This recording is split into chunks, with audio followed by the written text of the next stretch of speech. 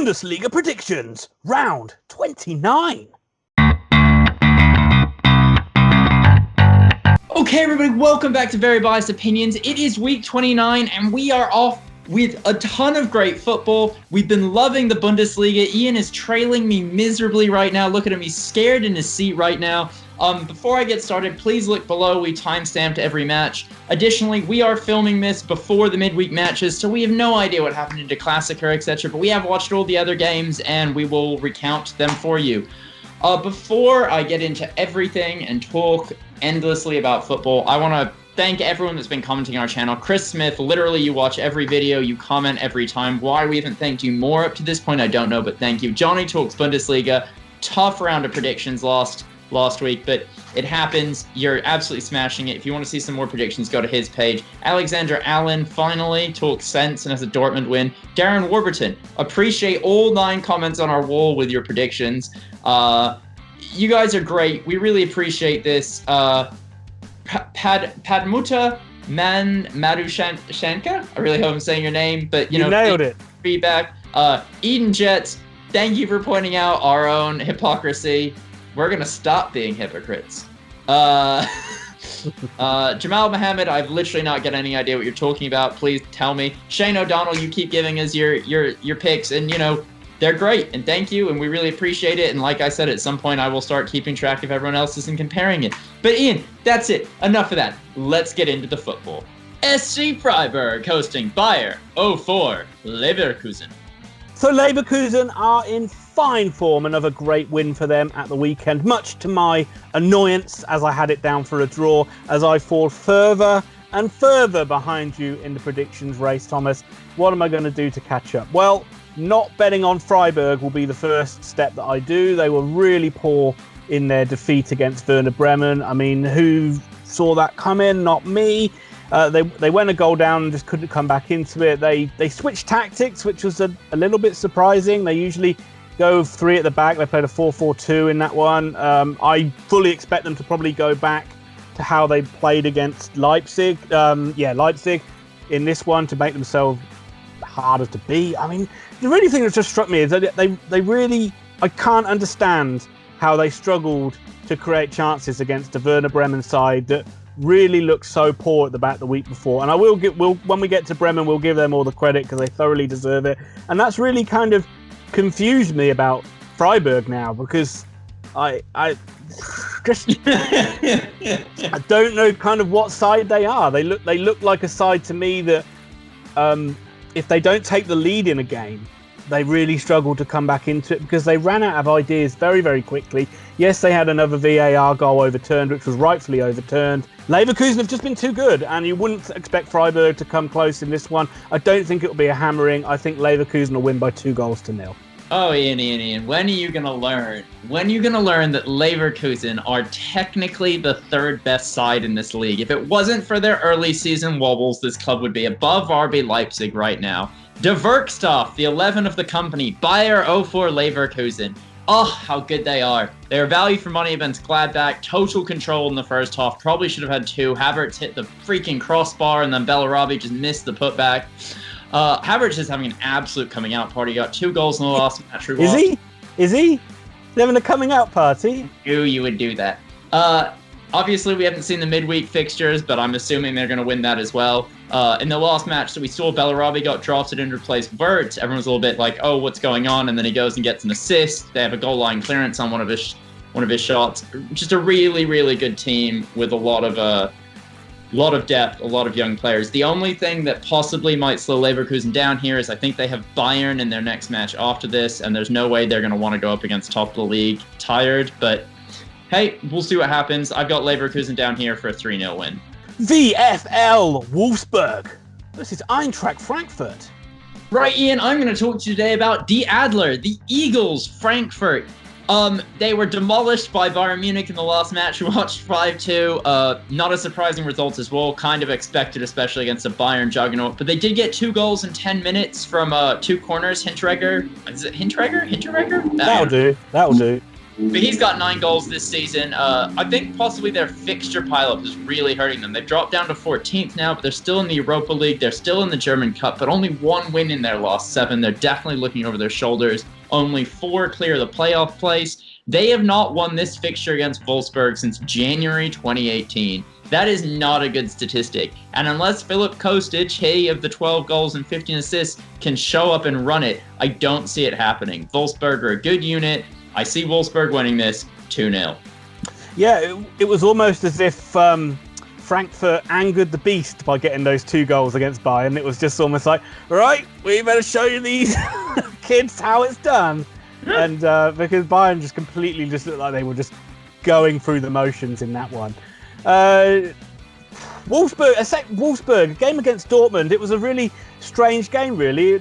Dortmund were not at their best, and a lot of that probably goes down to the effort that Wolfsburg put into the game. They were really, really determined, pressing Dortmund, denying them space, denying them chances, and they could have got something out of the game on another day. It shows you that they've been on a good run of form themselves, and that sort of really came out in that Dortmund game. Renato Steffen had a really good chance to get an equaliser in that one. A really chance you would expect him to score, and he kind of thrashed at it a little bit, and it ended up clipping the bar, but it was a really, really good chance. But they didn't create too much, which is probably one of the problems they've had and really probably sets them apart as being a real top side in the Bundesliga. It's just Dortmund had that bit more quality when they needed it. But I fully expect Wolfsburg to beat this Frankfurt side.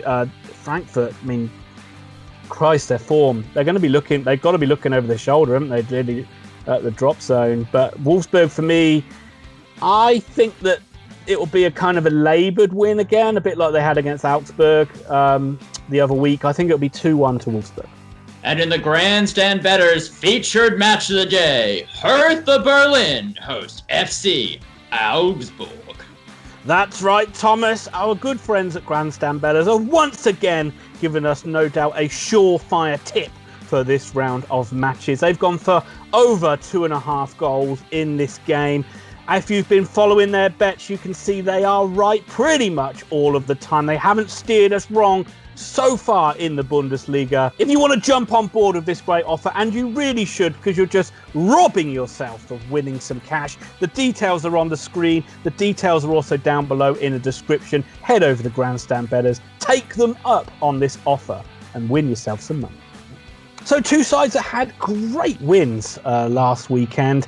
Augsburg beat a woeful Schalke side for their first win in a long time, a much needed win for Augsburg. It was almost like the perfect game plan, really. They got a beautiful free kick from Löwen early on, 35-yarder, pinged it right in the top corner, and then they just sat back and waited for Schalke to present them opportunities, which they did at will. But they did score 2 other good goals in the game, and it ended up being a resounding victory for them. They, coming up against this Hertha Berlin side, I think they're going to struggle because Hertha look in really good form. They've been thoroughly impressive in the 2 games that we've seen them in so far. So their striker, Augsburg, he looks a little bit like a guy that needs a goal. I know he's got 14 goals already. This is Florian Niederlechner. But he was, I don't know, he looked like he was trying a bit too hard for me. He put the effort in, he had good work rate, but he just looked like every single chance that came his way, he was being a little bit, what's the term? Like Tom Pickering in front of goal. Shy? Nervous? Shit. Snatching at his chances, that's the term I was looking for. But I just think I can't look beyond Berlin in this one. They've just been too good so far, and I think they're going to they're going to get quite a nice win. I think it's going to be 3-1 to Hertha Berlin. The old lady. Before I go into it, I'm going 3-2 to Hertha Berlin. Both of these sides concede goal. Both of them score. Cunha for Berlin, their winter signing, now has 2 goals in 2 games since the restart. I think it's 4-4 for him now at the club. Ivicevic has got 2 since the restart. Carbon copy of his goal against Hoffenheim. Luka Bacchia is possibly man of the match in their last match, but he's had 2 really good games. Hertha apparently loved the second half, and I see this being a second half game for them. They scored 16 out of their last 18 goals in the second half. So if you are going to tune into this match, watch the second half, not the first half. Both clubs have basically scored 40 goals. Both clubs have basically conceded 50 goals, which is why they're both just in the bottom of the table. But the Labadia reign has this team flying, and they're looking really good. I don't know why, but I think Augsburg, because they're coming in with a bit of form, are going to challenge Berlin more than Union did, who just set out to draw, and the minute they conceded, threw in the towel. Both of these teams play a 4-2-3-1 as well, and I just back Berlin to be able to break down Augsburg a bit better. So 3-2 to Berlin. I feel like I've been a bit anti-Hertha Berlin in the first few rounds of predictions, so now I've actually backed them to win. That's a surefire thing that Augsburg are going to do a job on them. Augsburg to win 4-0. 1.FC Cologne versus RB Leipzig. I want to talk to you about a team that has become close to my heart. That's right, die Roten Bullen, the Red Bulls, RB Leipzig. They did a demolition job on Mainz, 5-0, which is incidentally 3 less than they scored against them earlier in the season, so one could say it was a failure, not a success. They were brutally good against this team. They ripped Mainz apart. Werner had a hat trick by the end of it. It was clear they were looking for revenge after a really poor draw to Freiburg. Something I'm noticing is that Nagelsmann loves to change his tactics for games. So they played a 4-2-2 with like the 2 holding midfielders and then 2 wingers and 2 strikers.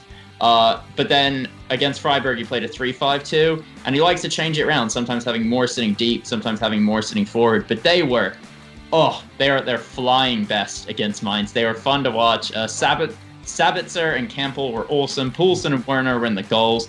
When they're at their flying best, you can see why they're rated so highly. They've scored 68 times this season, conceded 27, which I think is tied for second best with Bayern. They're just an unbelievable side. They won the corresponding fixture 4-1 earlier in the year. And as much as I like Cologne and, they're not losing games right now, I can't see them beating this Leipzig side. And I see it being worse than the first match. I see Leipzig winning this 4-0.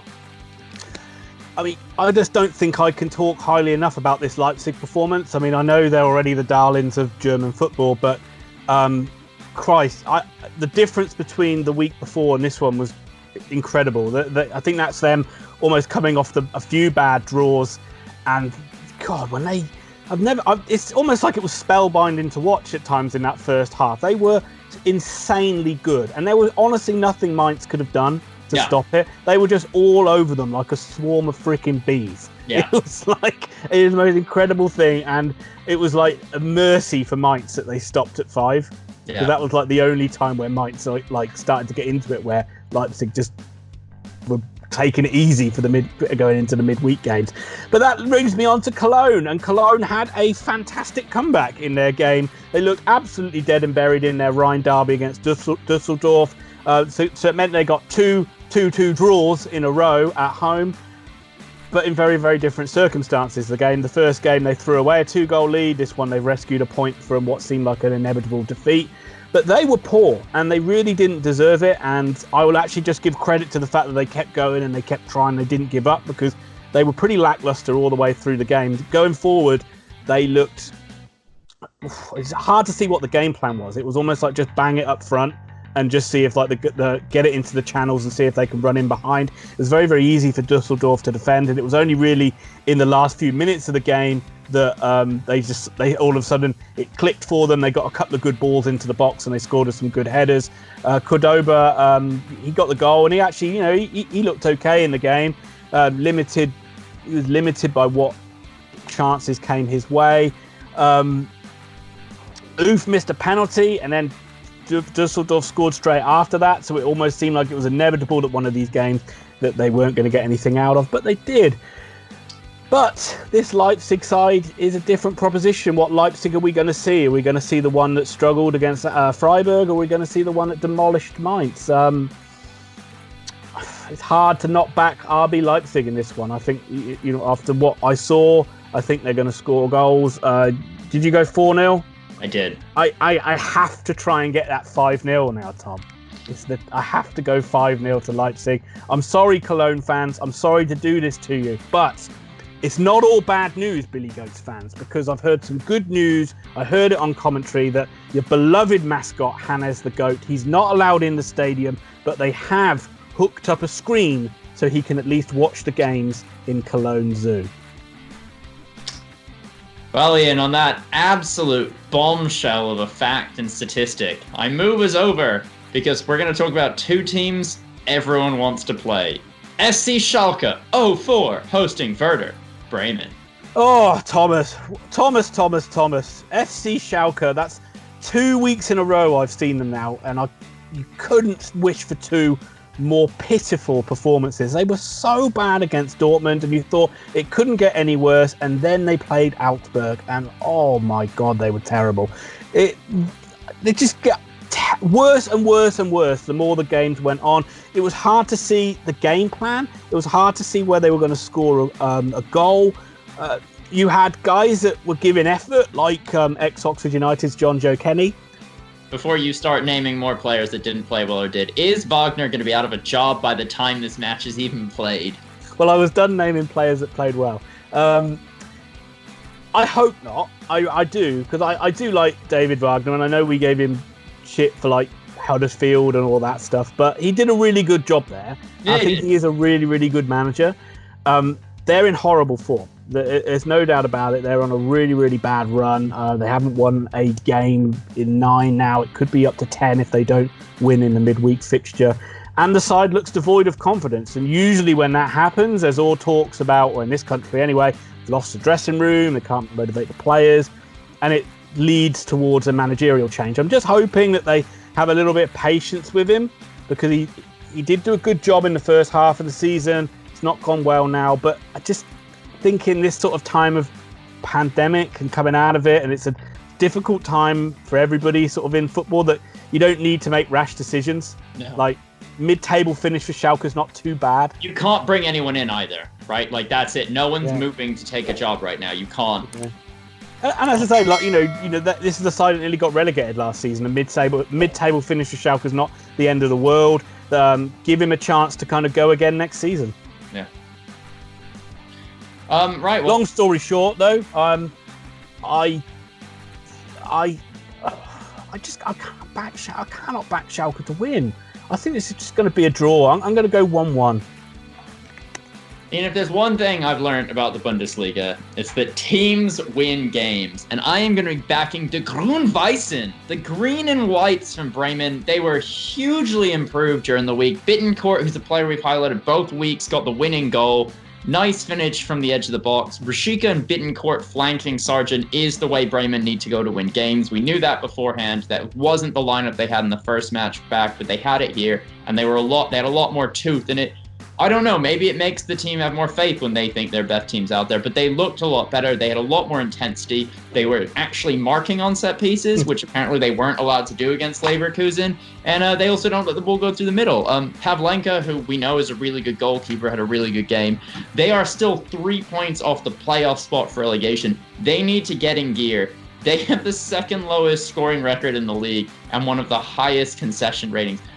But that also is slightly damaged by the fact that Mainz seem to just burn the teams lower in the league, and they've done that to Bremen.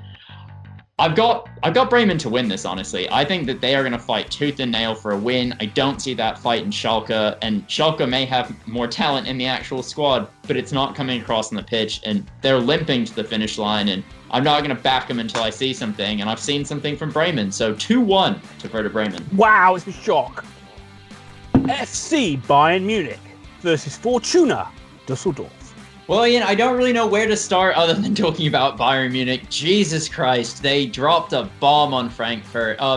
Something I've noticed really quickly is they seem to always play a 4-2-3-1, but they vary this. But generally, they always have two holding midfielders and then three players, spear-tipping Müller to Lewandowski to get the goals. And then, again, with that formation, they steamrolled Frankfurt 5-2. Lewandowski scored again, making, I think, 27 goals in 27 games. They looked in trouble for roughly 10 minutes, where they conceded 2 goals really quickly, and then went back to just stabbing repeatedly at their enemy.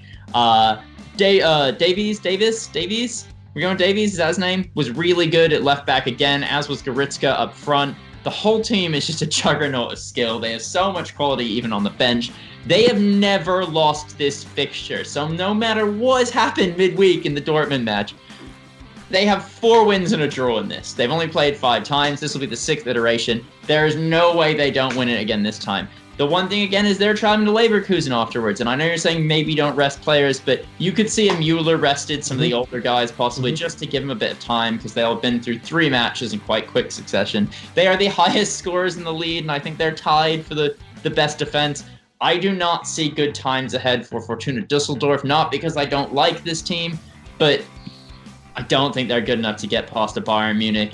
I'm going Bayern 4, Fortuna Dusseldorf 0.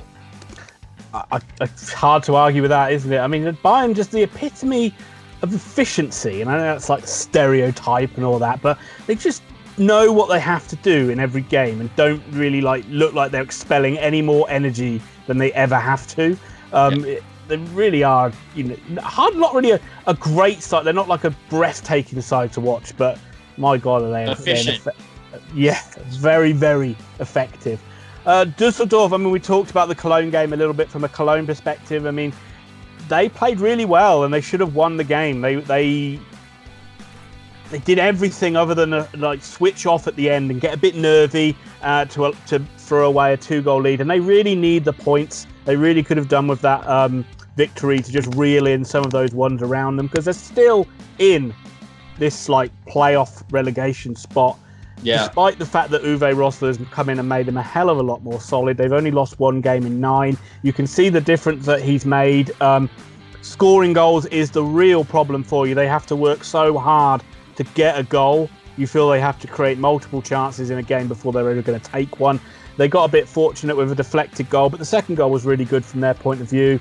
They're not going to beat Bayern Munich in this game. They're absolutely not. I will say I thought the person that's probably going to be I felt most sorry for was their goalie, Kastenmeier. He saves a penalty and then they go and have that last minute mess up. So there's not much more he could have done in that game. But this isn't a game they're going to be looking at as to try and get any points. It's going to be damage limitation. And as you've already taken 4, what can you do? I have to go higher, don't I? I don't think they're going to stop at 3. I think I have to go 5-0 Bayern Munich. Ian, will we see Henning score a goal? Top scorer, but now he's yet to score in 2020. He's been left out of the starting lineup for 3 straight games. Do you see him doing anything against Bayern? I think we can maybe rest Henning's watch for this game. He'll be back the weekend after that. Deal. Let's move on then, because it's time for Borussia Mönchengladbach to hope 1. FC Union Berlin. So Union Berlin, oh my God, they were another side who had a terrible weekend. They were so poor in their derby. There was so much hype before this derby. You can imagine that stadium would have been an absolute cacophony of noise. But as it was an empty stadium. But they just didn't show up. They didn't really. They put in an okay first half performance, but as soon as Hertha scored a goal, they looked like they had no way of getting back into it. The only way, in truth, they looked like scoring a goal was actually from a set piece. That was the only time they looked any danger whatsoever going forward, and it's hard to see them having a strong end to the season, really. I think maybe size have worked Union Berlin out a little bit of knowing that without their raucous fans, it's going to be a bit of an easier side to play against because they're very limited. They just try and bang the ball up to Anderson and see if he can hold anything up, and if he can't, they're not really going to be in it. They just try and sit in a game and just try to pick teams off. So Gladbach are going to win this one, long story short. I don't see them I don't see it being a hammer in. I see it being quite an easy win. No, I'm going 2-0 to Gladbach. Yeah, I've watched both of Borussia's matches this season. They play a 4-2-3-1. Die Fohlen. They're a really, really good side. For me, they're the 5th best side in Germany right now. They were appalling in the first half against Leverkusen. Leverkusen's front 3 gave them nightmares for weeks to come. Elvedi with the world's stupidest tackle in the second half. They just got him back in the match, and he just goes through the back of the striker as he's shooting for no reason. If he'd even been 6 inches to the left and just clipped him, it would have been fine, but he's gone through him. Really good decision by the referee to get the penalty. And this comes literally 2 minutes after Plia has chipped this beautiful through ball that's bounced, and Thuram has just smashed into the back of the net to make it 1-1. Thuram has looked amazing since the stoppage. He's 2 for 2 in goals and games played. He's got 12 on the season. He actually overtook Plea for their top striker in the league right now. Those two together look really good. And Thuram is this really big guy, like built like his dad, Lillian, but so quick on his feet. I was watching him meg players. He was turning people. In the first half, he didn't get a lot of service, but when he did, he looks dangerous. He's really quick. He's really powerful. And Gladbach, Leverkusen, RB Leipzig, Dortmund are 4 clubs with tons of incredibly good young talent. And we've kind of seen the Serie A come and go a little bit. La Liga is now at a low ebb. God knows what the Premier League's doing. We've got Liverpool, but outside of that, maybe City, and it falls off a cliff. Germany is 4 to 5 teams deep right now, and just world-class young players playing really good football. I really like this Gladbach side. Like I said, they're the 5th best club in the country easily. Union, you're right. They've been found out. I don't think they can hold out very well, and they don't have a second game plan. I know you've gone 2-0. I'm going 3-1 in this. Enough of that. Anyway, what's the next match, Ian?